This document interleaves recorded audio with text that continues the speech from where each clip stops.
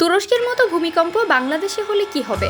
Syria এবং তুরস্ক স্মরণকালের সবচেয়ে ভয়াবহতম ভূমিকম্পে যখন 25,000 মানুষের প্রাণহানি হয়েছে এবং এই সংখ্যা 50,000 অতিক্রম করার আশঙ্কা রয়েছে, তখন প্রশ্ন উঠেছে বাংলাদেশের রাজধানী ঢাকা শহরের পরিস্থিতি নিয়ে।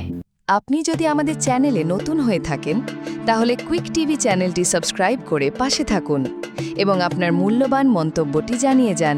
বসবাসের অযোগ্য শহরের তালিকার শীর্ষে থাকা ঢাকা শহরে যদি তুরস্কের মতো বড় আকারে ভূমিকম্প হয় তাহলে কি অবস্থা হবে সেটা ভেবে আতঙ্কিত বিশেষজ্ঞরা। ঢাকার বিভিন্ন এলাকায় একটা বিল্ডিং আরেকটার সাথে এমনভাবে লাগানো যে পরবর্তীতে করা বিল্ডিংয়ের প্লাস্টার লাগানোর মতো জায়গাও থাকে না। অপরিকল্পিত ভবন, নিম্নমানের নির্মাণ সামগ্রী ব্যবহার, রডের বদলে বাঁশ, ত্রুটিপূর্ণ নকশা এবং অপ্রস্তুত রাস্তা সব মিলিয়ে ঢাকা শহর যেন একটি মরণ ফাঁদ হয়ে দাঁড়িয়েছে। সামান্য একটি ভূমিকম্পে যা মৃত্যুকূপে পরিণত হতে পারে। অনেকেই উপহাস করে বলেন, ঢাকায় ভূমিকম্প হলে বিল্ডিংগুলো কাত হয়ে পড়ার সুযোগ পাবে না, কারণ এখানে কেউ 1 ইঞ্চি জায়গাও ছাড়তে রাজি নয়। বিল্ডিংগুলো পরস্পর এমনভাবে লাগানো যে একটা আরেকটার উপর পড়ার সুযোগই নেই।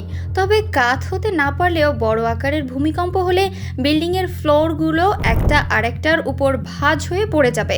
এতে অসম্ভব হয়ে যাবে ভূমিকম্প পরবর্তী উদ্ধার কাজ। এছাড়াও ঢাকা শহরের রাস্তাগুলো এতটাই সংকীর্ণ যে কোথাও আগুন লাগলে ফায়ার সার্ভিসের গাড়িগুলো যাওয়ার সুযোগ পায় না। তুরস্কের মতো অল্প জনসংখ্যার উন্নত দেশে অত্যাধুনিক সরঞ্জাম দিয়েও যেখানে উদ্ধার কাজ শেষ করতে দিনের পর দিন চলে যাচ্ছে, সেখানে ঘনবসতিপূর্ণ ঢাকা শহরে মানহীন পুরাতন সরঞ্জাম দিয়ে কতটুকু উদ্ধার করা যাবে সেটা ভাবার ব্যাপার।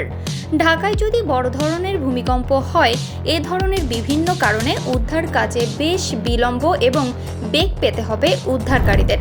কারো কারো মতে উদ্ধার কাজ চালানো সম্ভবই হবে না। এর ফলে কংক্রিটের নিচে পড়ে যারা মারা গিয়েছে তারা তো গিয়েছেই, কিন্তু যারা ফাঁক ফোকরে বেঁচে থাকবে তারাও ধীরে ধীরে মারা যাবে।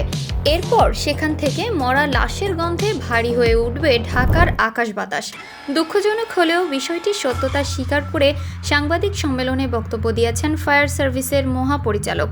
বিশেষজ্ঞরা বলছেন, ঢাকায় যে এভাবে মরণফাঁদ তৈরি হয়েছে তা রাতের আধারে হঠাৎ করে তৈরি হয়নি, বরং সিটি কর্পোরেশন ও সরকারের চোখের সামনে অপরিকল্পিত এসব ভবন নির্মাণ হয়েছে।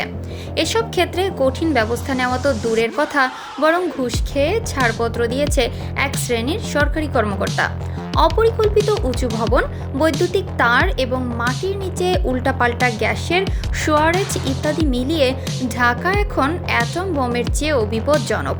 শুধুমাত্র একটি বড় ভূমিকম্প হলেই সেই অ্যাটম বোমের মহা বিস্ফোরণ দেখবে সারা বিশ্ব। দুর্যোগ মোকাবেলায় আমাদের উদ্ধার কাজের সামর্থ্য কতটুকু তা বঙ্গবাজারের আগুন, রানা প্লাজা ধস, চকবাজারের অগ্নিকাণ্ড দেখলেই বোঝা যায়।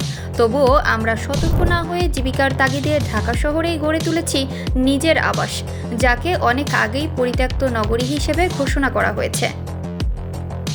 আপনি যদি আমাদের চ্যানেলে নতুন হয়ে থাকেন তাহলে কুইক টিভি চ্যানেলটি সাবস্ক্রাইব করে পাশে থাকুন এবং আপনার মূল্যবান মন্তব্যটি জানিয়ে যান।